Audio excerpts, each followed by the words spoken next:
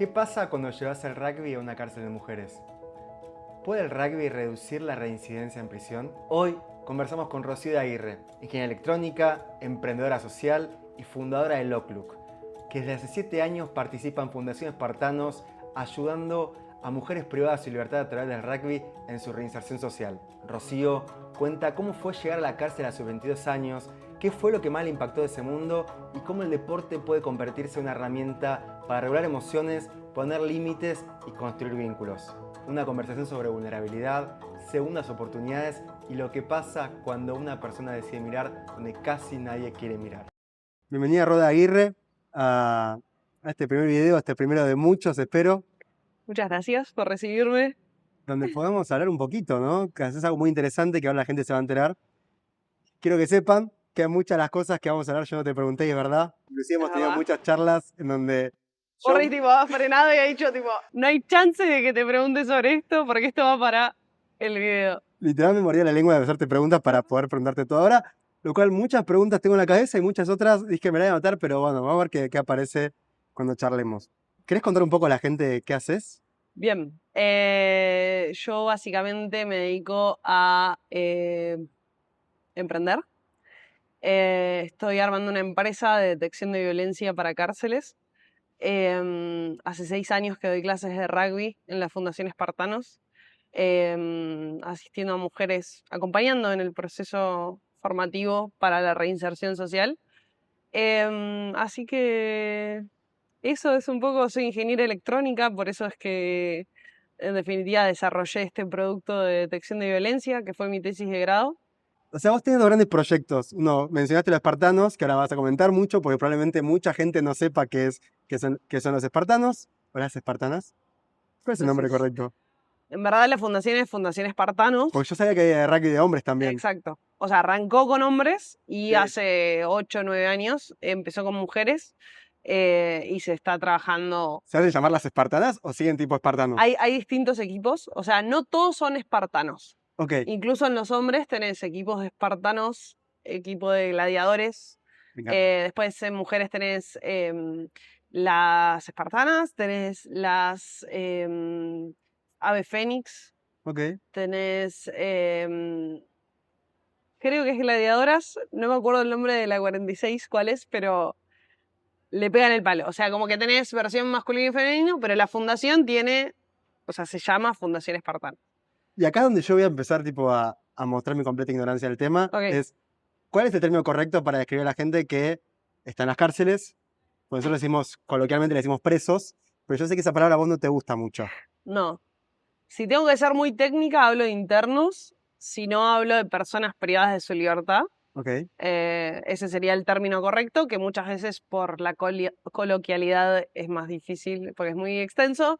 De hecho, en mi tesis me refería a las PPS, que eran las personas privadas de su libertad. Personas privadas de libertad, hablar de interno sería técnicamente lo más correcto, o sería, estamos ahí, ¿Verdad? PPL, perdón. PPS. PPL, de libertad, claro. Claro. O sea, vos estás hablando de un proyecto espartano, gente que juega, mujeres, vos principalmente te abocás a mujeres Así es. que son internas y que juegan rugby.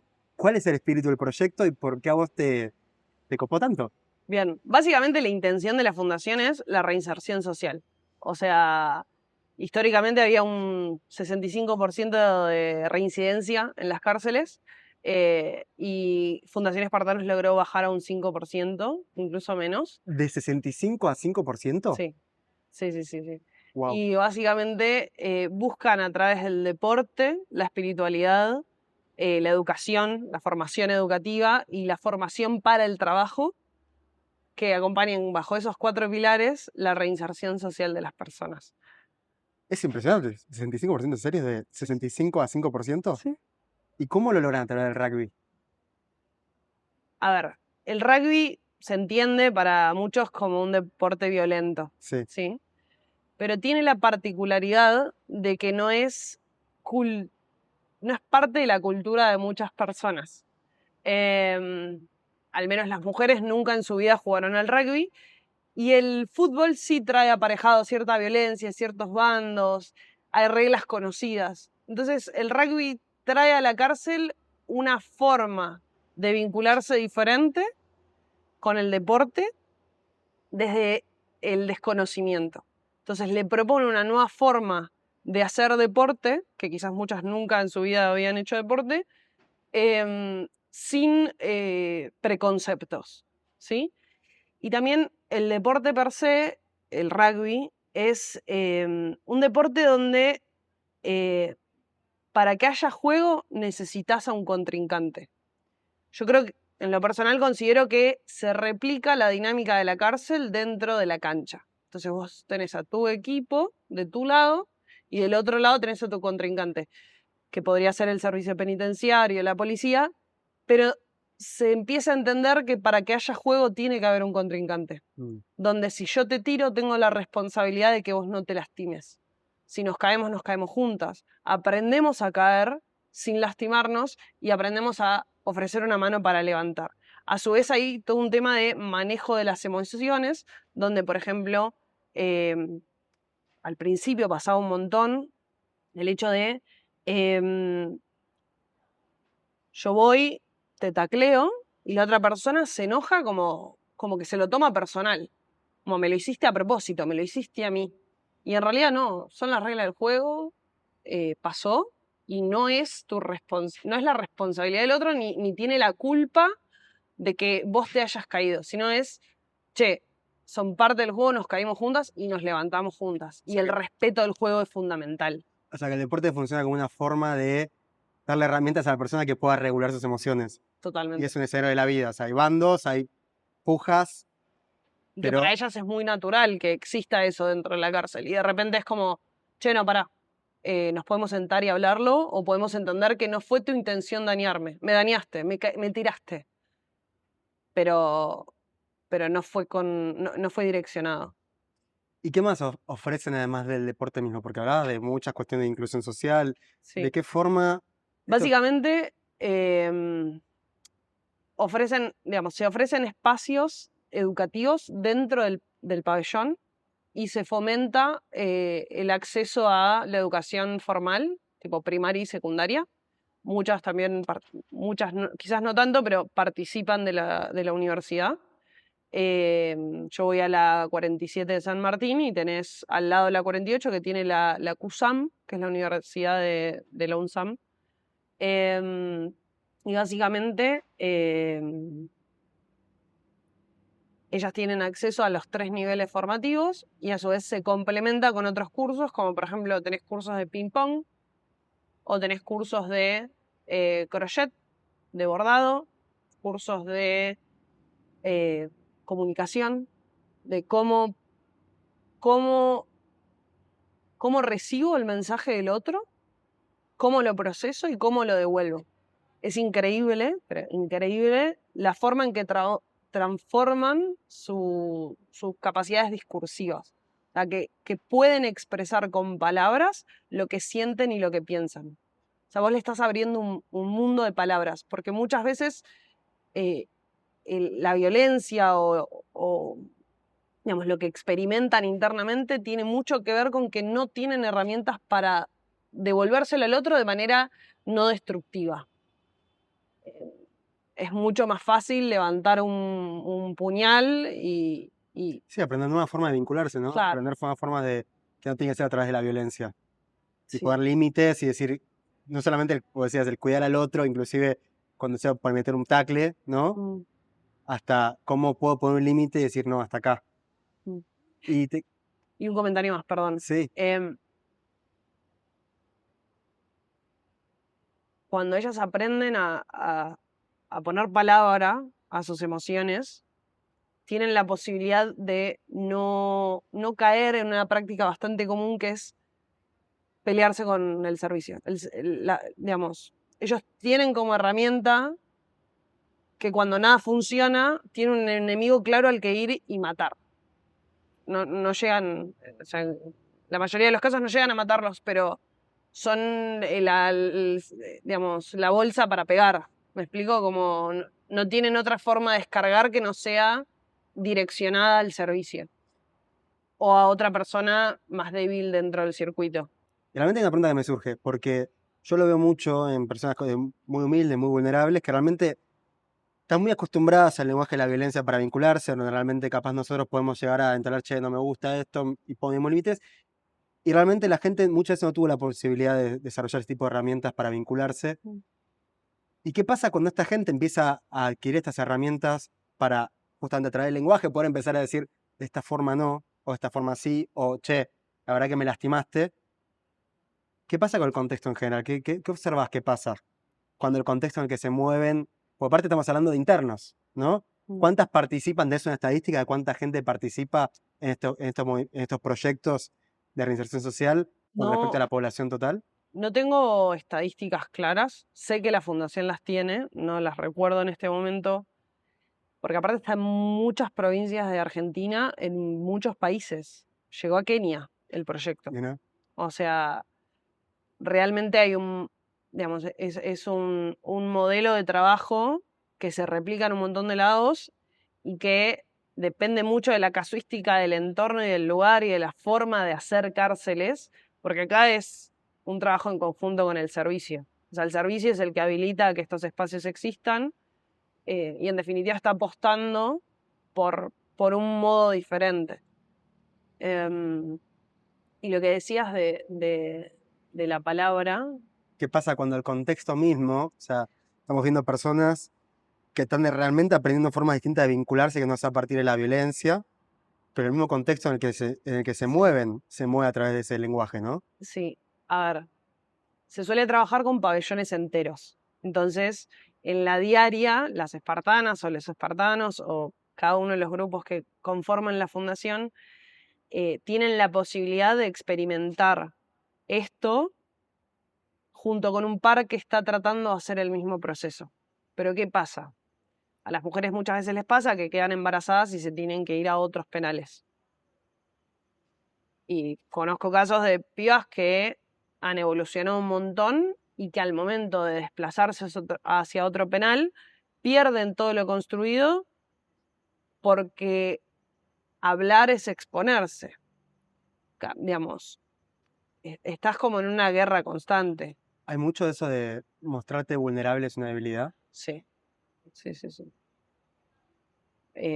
Hay gente que no habla con ninguna persona que está en su entorno a menos que se habiliten estos espacios.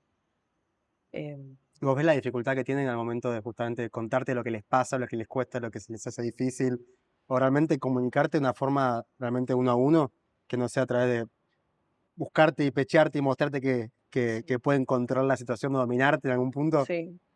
Em, hay situaciones graciosas. Una vez fue mi hermano al penal y yo entrenaba 2 turnos, 2 pabellones distintos. El primer pabellón habían todas eh, tirado a Leonda. O sea, lo habían mirado arriba abajo. Mi hermano se sentía bastante incómodo. Y el segundo pabellón vino una de las chicas y empezó a tirarle palos, palos, palos. Y de repente se me acerca y me dice, tranqui, Ro, si lo hago yo no lo hace nadie. Entonces, en vez de hablarlo, en vez de decirle, che, banquemos, no, la forma era esa. Era Mostrar que incomodar a mi hermano y mostrar que ella tenía como que nadie se acerque porque es mío. Y ella no tenía ningún interés sobre mi hermano, simplemente lo cuidó. marcó territorio, Claro. es decir, yo soy la alfa, Exacto, si voy yo no va nadie más. exacto. Y se callaron todas. Tremendo los códigos. Wow. Entonces hay mucho de eso, hay muchos códigos internos que a mí me generan ternura, porque en verdad hablan de una falta de herramientas o de formación que sé que las pueden adquirir y que están dispuestas, que eso es lo más lindo. Lo increíble es que a vos te pasa estando mirando desde adentro, ¿no? Porque la gente cuando ve de afuera, bueno, ¿vos de qué edad te metiste ahí? A los 22 años, 22 años. ¿Y hoy tenés? 29. 29. ¿Cómo fue que entraste a las cárceles? ¿Cómo fue que te metiste en este mundo? Porque mucha gente lo ve esto y dice, lo último que haría sería meterme en un penal, sería... Básicamente yo me fui a los 22 a la India con 50 argentinos a trabajar con personas moribundas en Calcuta. Y básicamente la persona que organizaba ese viaje me dijo, che, va a todos. necesitan ir a un lugar donde realmente como que los cachetee la vida. Yo tenía mucha experiencia de exponerme a la muerte, acompañando a mis abuelos, acompañando en hospitales, pero la India es otra cosa. Entonces, yo trabajaba, yo tenía el sueño de que con cada año laboral trabajado yo me pudiera ir a algún lado del mundo, puede ser acá a la esquina, o sea, no hay problema, a trabajar con comunidades diferentes. Entonces tenía mi primer laburo, laburé y a fin de año me iba a la India. Entonces nada, no podía tomar medidas para irme a la cárcel. Entonces logré ir un día a la cárcel y básicamente fui a un rosario. ¿Pero por qué a la cárcel? O sea, pudiendo irte a barrios humildes, Porque pudiendo ya irte había a ido. otra provincia, poder... Ya había ido. Ok, querías algo distinto, una experiencia nueva. No, era lo que proponía la persona que coordinaba el viaje a la India. Ok, Como que dentro de las algo que posibilidades. realmente te rompa.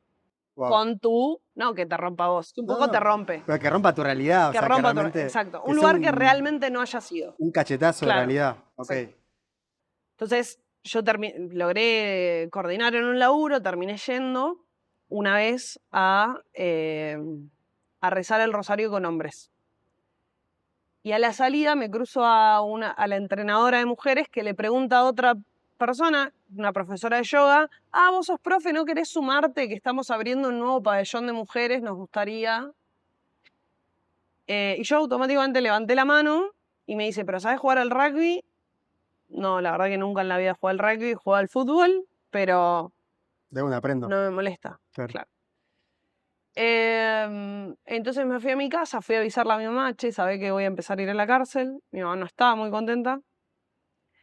Al tiempo me dicen, che, Ro, mirá, no vamos a poder abrir el nuevo pabellón por ahora porque se acaban de agarrar a puñaladas en la cancha, otro pabellón, y no nos dejan entrar. Así que nada, banquemos. Y yo fui y le avisé a mi mamá, porque me consideraba bastante chica como para tomar una decisión sola de, che, no sé si corro riesgo o no de vida, pero voy a entrar. Y mi mamá ya está bastante curtida en ese sentido, o sea, me estaba por ir a la India con 22 años, sin conocer a nadie del grupo, aunque fuéramos 50. Entonces, nada, terminé yendo. Y la primera vez que fui a un día del niño, donde Mika me ofrece un cuchillo para cortar la torta. Lo saca a la cintura, me lo da, un cuchillo recortado. Me pongo a cortar, me doy media vuelta, reparto torta. Cuando vuelvo, el cuchillo no está. Y yo, tipo, casi me muero. Entonces la miro a Mika con cara de ayúdame porque la cagué. Y me dice, y sí, Ro, acá no se dejan los cuchillos en cualquier lado. Y lo vuelve a sacar de la cintura. Entonces, nada, esas cosas como que de entrada entendí, ok. No estoy mal, no. Tengo que entender que no estoy parada donde sé manejarme. ¿Tuviste miedo? Porque, a ver, Ahí tu no. primer acercamiento fue, che, tuvimos que cancelar todo porque se apuñalaron en la cancha. Y vos te estabas metiendo ahí. Había sido tan linda la experiencia de rezar el rosario con los hombres que quizás me dan más miedo en algunos casos. O sea, hoy en día no, pero en ese momento me generaban cierta... Tiene sentido, ¿no? Me intimidaban un poco. Fue tan linda la experiencia que dije, no hay chance de que acá no me cuiden. Y la verdad es esa. Siempre me sentí cuidada. Con el resto del equipo y las internas también. Con toda persona. También hay un reglamento implícito de que si me tocan a mí o a cualquier voluntario o cualquier persona de la calle, su castigo es mucho más grande. Entonces también hay una realidad de que no estás jugando en la misma liga. Hay códigos. Hay códigos. Hay códigos que lo tienen mucho más claro que nosotros. Claro, yo me di cuenta con el tiempo. No sabía que estaba entrando con protección implícita.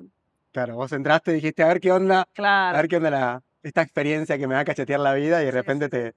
Y me enamoré. O sea, yo me fui a la India y no podía dejar de pensar en la cárcel. Dije, uy, estoy faltando a los entrenamientos. ¿Y qué sentís que te flasheó tanto de la cárcel? Porque vos decís, me metí en barrios humildes, me metí en villa, me fui a otras provincias, me fui a misionar un montón de lados. ¿Qué te gustó tanto de la cárcel? Porque, y ya vamos introduciendo, te gustó tanto, o te apasionó tanto, te convocó tanto, te movilizó tanto que hasta desarrollaste un emprendimiento en base a eso. Sí. O sea, yo desde los 11 años tengo en claro que me iba a dedicar a lo social desde la ingeniería. O sea, a mí me gusta mucho la ingeniería, me gusta mucho Sos una entender, persona curiosa. muy curiosa, muy curiosa. Em, Me gusta mucho saber cómo funcionan las cosas, pero no puedo evitar poner el ojo en las personas más vulnerables. Eso es propio de mi religiosidad, o sea, yo tengo una formación católica cristiana y siempre me vi convocada a ir a los extremos de la vida, que yo desde chica creía que eran los ancianos y los niños. Yo desde los 12 años que trabajo, o sea, le cambiaba los pañales a mi abuela, desde los 14 que trabajo con grupos de chicos y de repente me di cuenta con 22 años que los extremos de la vida no eran etarios, eran los márgenes de la sociedad. Y yo justo fui a Calcuta y tuve la posibilidad de conocer el leprosario, Mm, que casualmente queda exactamente al lado de un basural, como la cárcel de acá. Acá está al lado del SEAMSE, allá está, no sé cómo se llama, no creo que tenga nombre, y no le sabría reproducir el nombre, así que eh, nada, y darme cuenta de que la lepra particularmente es una enfermedad que los aísla de la sociedad, pero que en realidad es curable. O sea, que perfectamente podrían ser parte de la sociedad. O sea, vos te tomás una pastilla todos los días y ya está. No, pero bueno, en el medio quizás te quedaste sin manos, sin pies, esas cosas que te pasan por tener lepra, pero eh, mereces ser parte. Y tu destino es una ciudad aislada al lado de la basura. Y para mí hay un paralelismo muy grande entre la realidad carcelaria, que los vemos como condenados de por vida por lo que hayan hecho, y la realidad es que quizás quedaron con marcas de vida ahí ya me sabrás decir vos, a nivel psicológico, de lo que implica cometer un crimen, graves. O sea, no son jodas los crímenes que manejan las pibas, pero eh, Bueno, y esa es una merecen. pregunta gran- indudablemente cuando la gente piensa en alguien de la cárcel, piensa es una persona mala. Es una persona que se merece lo peor por lo que hizo. Mm, Vos realmente conoces a esta gente. ¿Puedes coincidís? ¿Se merecen lo peor? ¿Son mala gente? no. Eh, a mí me toca la parte de conocer su debilidad, su, su corazón más puro, más... Cuando no queda nada, queda eso.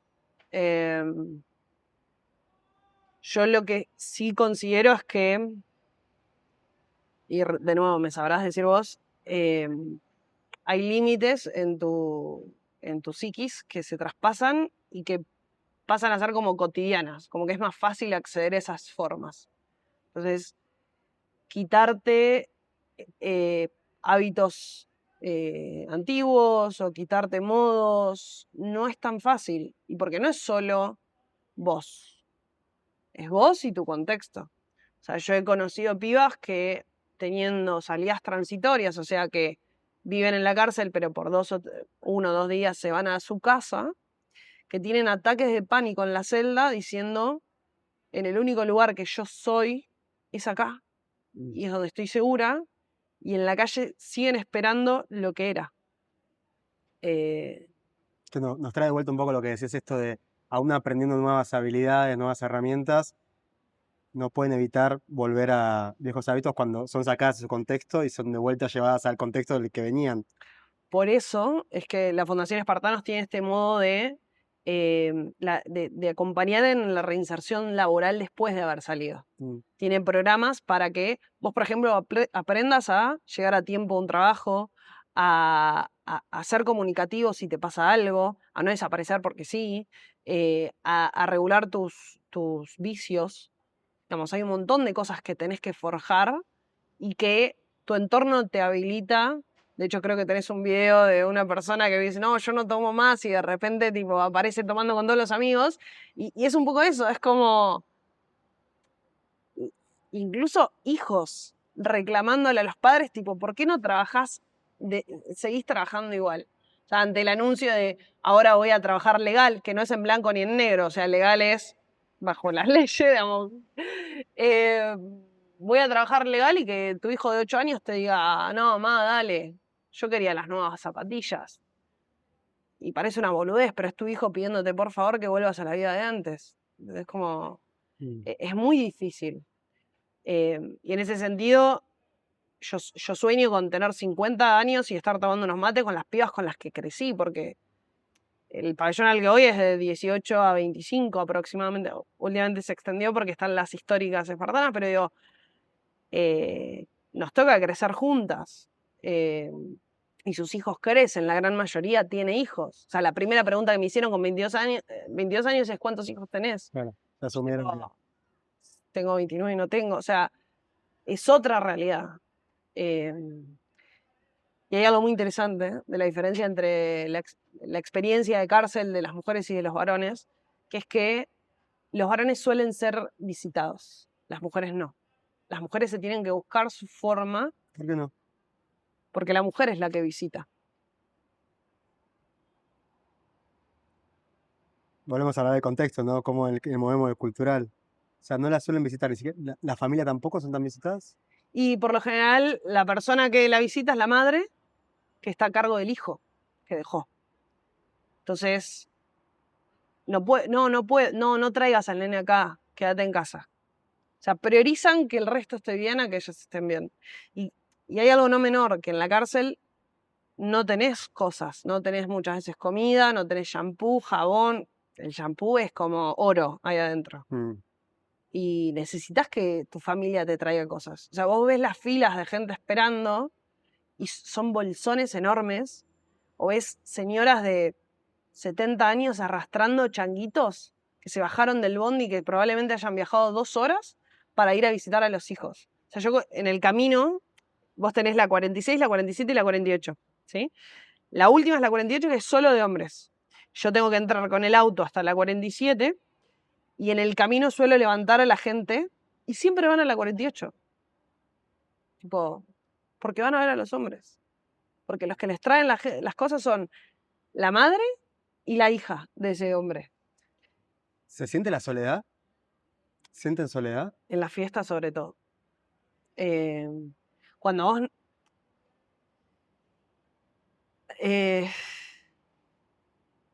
para las mujeres, para mí es más difícil la soledad ahí adentro. Porque voy a prejuzgar, pero somos más bichas, en cierto modo. Como que nunca sabes con qué te puede salir una mujer. El hombre es más directo. Está caliente, te va a pegar. Está triste, no va a salir de la cama, punto. Entonces es más predecible, ¿entendés? Estás solo, pero sabes qué pasa en tu contexto. En el de mujeres tenés que estar siempre atenta. Como a todo. A lo que sea. Okay. A los fracasos, a las piñas, a que te roben cosas. Pasan ambos, pero digo, en esta experiencia de soledad es mucho más, estoy sola, pero tengo que estar atenta, porque mi entorno, igual, nada, estoy generalizando, claramente. Okay. ¿Y el arrepentimiento de lo que hicieron? Porque estamos hablando de... Hoy estamos hablando mucho del contexto. Realmente de la psicología se habla mucho del contexto y cómo nos forma y cómo nos determina un montón de patrones, cómo nos relacionamos con lo que nos pasa, con la vida, con nuestras emociones. O sea, es real todo eso que decías. Se aprende y el contexto modula mucho con lo que nos pasa. Realmente es lo que vos decís. En un contexto soy una forma y en otro contexto vos no sos igual conmigo, como sos con tus padres, como sos con tus amigos.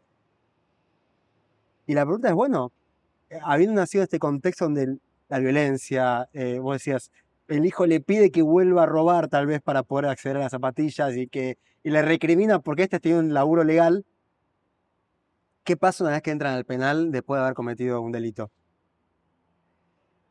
O sea, lo primero que pasa es que a vos te lleva, o sea, lo más probable es que termines en una celda de una comisaría hasta un mes, ponele, podés estar. Creo que hay gente que llega a estar 2, 3 meses, que es básicamente una celda que no está preparada para que la gente viva. Es una celda común, donde lo más probable es que te roben, o te pegues, o pase algo, y que eh, yo creo que lo primero que perdés es la privacidad.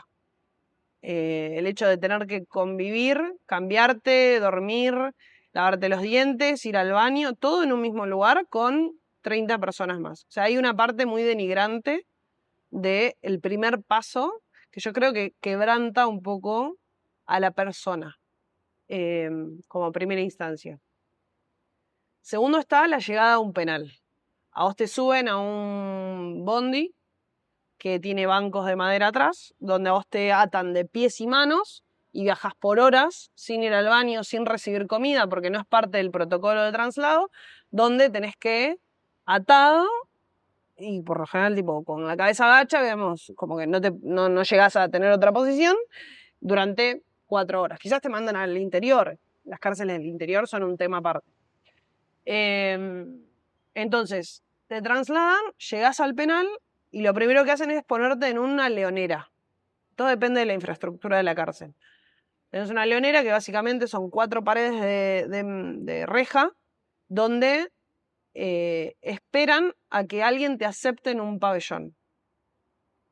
No es el servicio penitenciario que dice vos vas a este pabellón, sino que dentro del pabellón están organizados, tienen a un referente y ese referente es el ¿Un que referente es un interno? interno.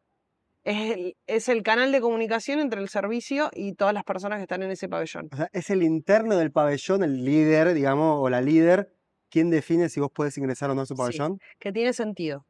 Vos necesitas asegurarte de que esa persona que entra no va a morirse porque tiene una deuda pendiente con alguno de adentro. Mm. ¿Ok? Porque esa es responsabilidad del referente. Asegurarse que todo más o menos esté bien. ¿Ese es el nombre que se le da a referente? ¿Se le Es el dice? referente. Entonces, ¿qué pasa? Hay muchos. Esto pasa mucho más en los hombres porque hay sobrepoblación carcelaria en la de hombres, sobre todo.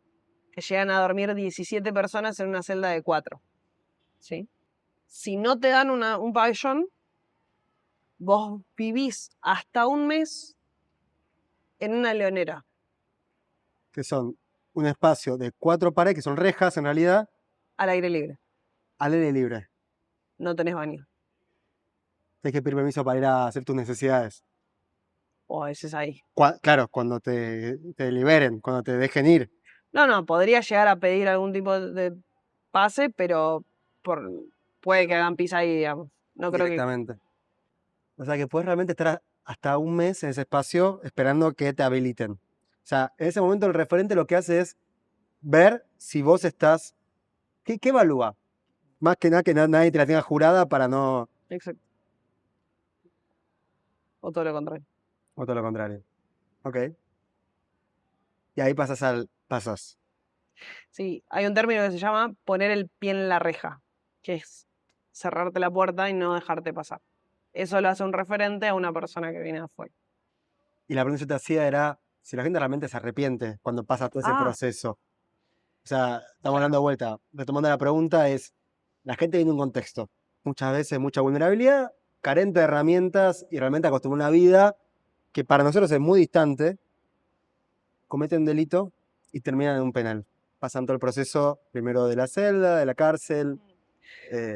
A ver, no tuve la posibilidad de hablar con muchas personas que no sean del programa.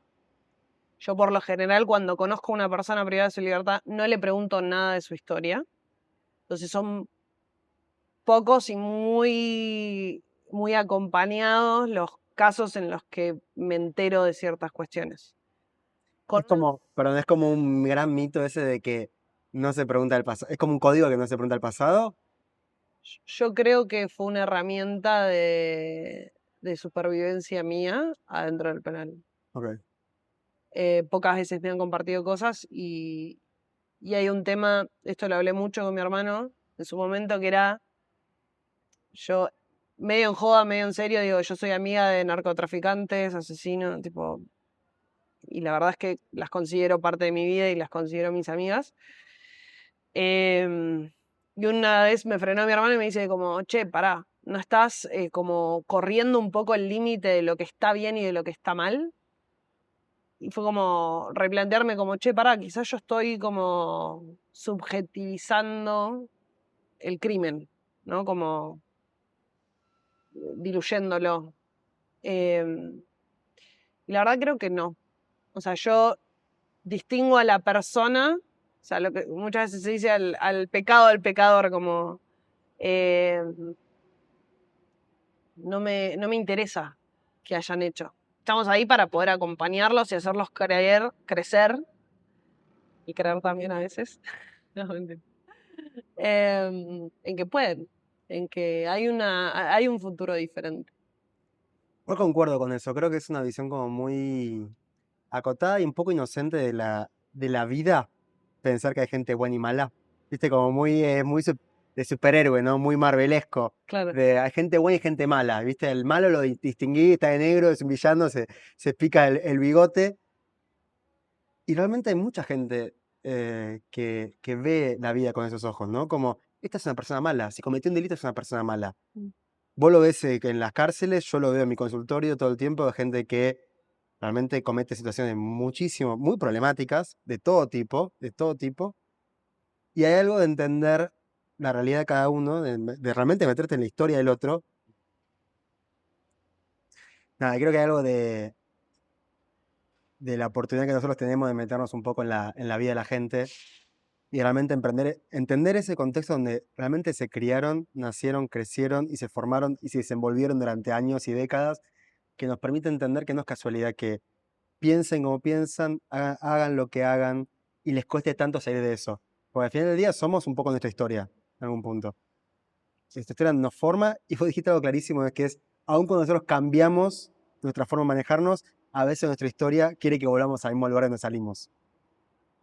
Y creo que eso es re importante entenderlo, porque si bien no justificamos, porque justificar uno puede entenderlo, a veces decimos, uno puede validar lo que uno siente, uno piensa, y validar es muchas veces entender por qué se maneja la forma que se maneja, o por qué piensa y siente la forma que siente, porque se puede entender muchas veces y tiene sentido, y cuando uno realmente se mete en la historia del otro, cobra sentido, y uno se da cuenta que aun cuando hicieron lo que hicieron, no fue porque sí. En ese contexto probablemente uno se hubiese manejado de la misma forma, o al menos uno puede entender por qué se manejan así, lo cual no justifica. El que cometió un delito, probablemente tenga que ir preso. El que lastimó a un otro y se enojó y le pegó o le gritó, merece las consecuencias de eso. O sea, uno entendiendo no justifica, pero entender te permite una visión un poco más completa de lo que el otro vivió. Por lo menos para ser un poco más empático y compasivo con el otro. Sí, igual en eso creo que también aquel que no entiende es fruto de su historia. Em, o sea, yo creo que, bueno, vos en tu formación como psiquiatra, muchas veces te tendrás que haber salido de lo tuyo para poder adentrarte en la historia del otro. Y creo que el ejercicio de salirse de uno no es trivial. em, y exige entrenamiento. Yo, digamos, sé que me puedo meter en esos ámbitos porque soy fruto de mi historia y pude entrenar desde muy chica la posibilidad de no entender, pero abrazar. Como, la verdad no tengo ni idea. Y creo que exige, además de entrenamiento, ¿cuál es la palabra que busco? Exige animarse. Porque uno puede tener un montón de herramientas, inclusive te puedo decir yo de mi lado, conozco excelentes psicólogos, grandes académicos, grandes gente muy formada, te puede decir un montón de teoría, pero realmente entender a alguien involucra meterte en el barro con esa persona, ¿no? Y el primer paso es descalzarse. En el sentido de no vengas con, o sea, no entrar con mi propia historia a decir cómo debe ordenarse el terreno del otro. Y eso me pasó con choques culturales tanto en India como en Salta. Totalmente. de, e implica mucho debate y mucho, o sea, espero que mucha gente se anime a teorizar sobre esto y hacer experiencia de esto, que es cuando, cuando uno entra en el terreno del otro, no hay que imperar el terreno del otro. ¿Y esto qué implica? Por ejemplo, yo he ido a comunidades wichíes en Salta y enterarme que las niñas que pasan a tener 12 años son entregadas por sus propias madres a ser desvirgadas por el líder de la comunidad. Y vos con tu cultura porteña o judeocristiana occidental no lo tolerás, o sea, no, es inadmisible. Pero en tanto entres con esas botas puestas, nunca vas a poder descubrir o transformar juntos esos modos. ¿Sabes qué estamos esto que decir? Por un lado, de verdad, eso que uno no puede entrar ya con la moral, ¿no? Como la posición ética ya asumida de vuelta, hablar con internet y decir, ok, contame tu historia, pero ya pensando igual esta es una persona que se merece lo peor porque cometió un delito y hizo lo que hizo. Y al mismo tiempo, justo nombraste a los Wichis, yo tuve también una experiencia yendo con el hospital italiano, también una brigada médica que hicimos para... Y yo me acuerdo que en ese momento me apoyé mucho en una antropóloga que me daba clases en la facultad, pues en ese momento yo estaba en la facultad, que realmente yo tenía estas discusiones como decía, estoy viendo algo que está mal, pero es otra cultura. ¿Hasta qué punto yo puedo juzgar lo que están viviendo bajo mis ojos de blanco occidental?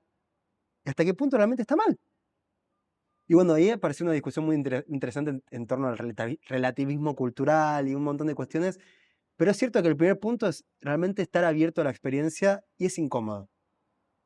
Porque en el momento que vos te paraste de la posición moral y ética, ya te paraste en asimetría y ahí no hay descalzarse ni ponerse al barro y realmente poder entender la realidad del otro. Después uno podrá emitir el juicio o emitir la conclusión que quiera, pero no sin antes animarse, porque realmente es muy incómodo entender a un otro. Y saliendo de vuelta, saliendo de las cárceles, saliendo en la vida, Sí, es sí. muy fácil decir el otro lo que hizo está bien o mal, y realmente uno de los parámetros que a veces en psicología utilizamos para evaluar la salud mental en términos de qué tan sana es una persona, es la capacidad que tiene de flexibilizarse cognitivamente. Ok. Y realmente la rigidez es para nosotros un parámetro de poca salud mental, porque produce mucho sufrimiento. En el momento Ok. que empezás a clasificar las cosas en buenas o malas, chicas, feas, grandes, estás clasificando y estás encuadrándote, y lo cual te permite ser poco flexible al contexto, porque el contexto es cambiante todo el tiempo y la realidad cambia continuamente. Mm. Y en el momento que no te permitas moverte de ese lugar que plantaste, eso lleva mucho sufrimiento y mucho malestar y mucho dolor. Mm. Y lo mismo con cómo percibir la realidad. Si automáticamente una persona que hizo A es mala y la persona que hacen B son buenas, eso indudablemente te lleva a mucho sufrimiento y obviamente te lleva a limitar mucho la capacidad de meterte con el otro, ¿no? Y entenderlo. Sí. Y hay algo que a mí me sorprende mucho, es que cuando me pasa con amigos, que, que cuando se enteran que esa flexibilidad existe, hay mayor apertura. Como que, como bueno, mira, si ante esta situación no la juzgaste, ¿por qué me vas a juzgar a mí? Ujú. Como que está bueno, da lugar a un montón de cosas que no contamos porque nos avergüenza o porque, no sé, y de repente es como, che, la realidad es que todos la cagamos en algún momento. En mayor o menor medida, la pregunta es, ¿qué hacemos con eso? O sea, el contexto o decisiones circunstanciales nos llevan a cierto lugar que no definen quiénes somos. A una persona privada de su libertad o narcotraficante, asesino, lo que fuera, no, no, no es eso que hizo. Bueno, vos lo dijiste, ¿no? lo que genera espartanos al nivel de reinserción en la sociedad es el gran ejemplo de eso, ¿no? Bueno, y algo muy interesante son a nivel empresas que se empiezan a animar a contratar. Wow. Y esa es una cadena que de a poco se va habilitando, porque también es eso, vos cambiaste. Imagínate, vos pasaste por la cárcel, cambiaste, encontraste herramientas en verdad para proceder de un modo diferente, pero llegás, tu casa te dice que no, los ámbitos laborales te dicen que no, tus ¿Cómo, círculos amigos, o sea, cómo no estar enojado con la vida, ¿no? bueno, yo actualmente estoy entrenando con las pibas que salieron, que ya están afuera, y tenés pibas que están hace 5 años afuera, y hay pibas que hace 3 meses, una semana. Y el proceso fuera, digamos, está bueno que lo compartan porque es algo que nadie vive. O sea, es muy difícil compartir esa experiencia con un otro. Te entiendo. Eh, y hay cierto patrón en esto de tener que rehacer tu vida de cero. Es como que te fuiste a vivir a otro lado y volviste, o sea, y no tenés casa, la vida de todos avanzó, tus hijos crecieron, no te conocen. Me hace acordar, ¿viste la escena de, no sé si viste, En busca de la libertad? Creo que es la película que en inglés es Shawshank Redemption, que es una que aparece Morgan Freeman, que hace un personaje que se llama Red Sí, o soy Rojo. malísima con las películas. Perdón. No importa, es un peliculón, una de las Ok. mejores películas rankeadas, siempre en los rankings aparece top Ok. 10 seguro. Bueno, y es el crimen, cómo meten en cana a una persona que por un crimen que no cometió y te muestran cómo todo ese proceso justamente en la cárcel. Y hay un personaje muy interesante que aparece, una persona que estuvo viviendo, como te dijese, 60 años en la cárcel Mm. y finalmente le dan la libertad. Y no sé si spoiler o no, pero no lo voy a hacer, voy a morder la lengua.